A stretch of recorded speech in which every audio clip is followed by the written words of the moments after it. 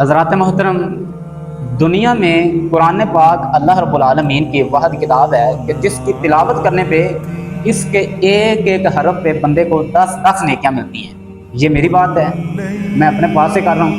नहीं मोहतरम भाई, ये मेरी बात नहीं है, अल्लाह के रसूल सल्लल्लाहु अलैहि वसल्लम की बात है। नबी मुकर्रम सल्लल्लाहु अलैहि वसल्लम की ज़ुबान के अल्फाज हैं।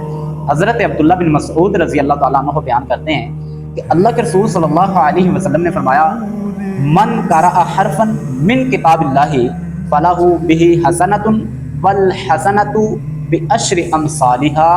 अल्लाह के रसूल सल्लल्लाहु अलैहि वसल्लम फरमाते हैं कि जो बंदा किताबुल्लाह का यानी कि कुरान मजीद का, कुरान पाक का एक हरफ पढ़े, उस बंदे को उस हरफ की एक नेकी मिलती है और वो एक नेकी उस जैसी 10 नेकियों के बराबर होती है। यानी कि अब एक बंदे ने एक हरफ पढ़ा है, अलिफ पढ़ा है, तो उस बंदे को एक नेकी मिलती है और ये नेकी उस जैसी 10 नेकियों के बराबर होती है। यानी कि बंदा एक हरफ पढ़ता है तो बंदे को एक नेकी नहीं मिलती बल्कि उस जैसी 10 नेकियां मिलती हैं। कुर्बान जाएं, दुनिया के अंदर कोई किताब ऐसी नहीं है कि जिसके पढ़ने पे, जिसकी तिलावत करने पे बंदे को अजर मिलता हो और बंदे को 10-10 नेकियां मिलती हों।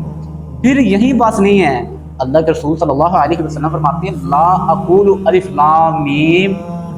अल्लाह के रसूल फरमाते हैं कि मैं ये नहीं कहता कि अलिफ लाम मीम हरफुन, अलिफ लाम मीम एक हरफ है, वलाकिन अलिफुन हरफुन, बल्कि अलिफ एक अलग हरफ है, व लामुन हरफुन, और लाम दूसरा हरफ है, व मीमुन हरफुन, और मीम तीसरा हरफ है।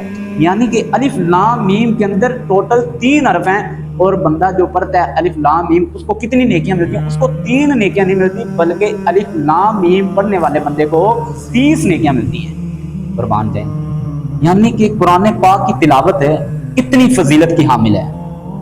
और आज हमने कुरान को छोड़ दिया है, आज हम कुरान को पढ़ते नहीं हैं जिस तरह कुरान को पढ़ना चाहिए, जो कुरान पढ़ने का हक है, उस तरह आज हम कुरान पढ़ते नहीं हैं।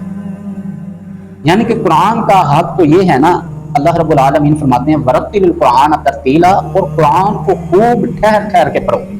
यानी कि जल्दबाजी के साथ नहीं, सिर्फ ऊपर ऊपर से देख के नहीं पढ़ना, बल्कि आपको इस चीज का पता भी होना चाहिए कि मैं पढ़ क्या रहा हूं। यानी कि दुनिया के अंदर हम बड़े बड़े काम कर जाते हैं, ठीक है, तो हम नहीं कर पाते, तो हम कुरान को तर्जुमे के साथ नहीं पढ़ पाते, कुरान को तफसीर के साथ नहीं पढ़ पाते।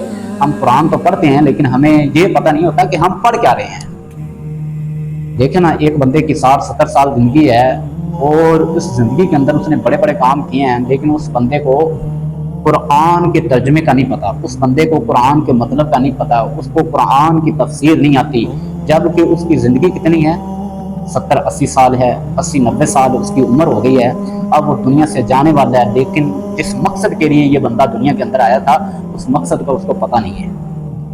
तो मोहतरम भाइयों, आज से ये अहद कर लें कि कुरान पाक को ज़िंदगी के अंदर एक दफ़ा तो ज़रूर तर्जुमे के साथ, तफसीर के साथ पढ़ेंगे, ताकि हमें पता होना चाहिए कि कुरान अल्लाह रब्बुल आलमीन ने हम पे नाज़िल किया है, तो आखिर अल्लाह ने कुरान के अंदर हमें फरमाया क्या है।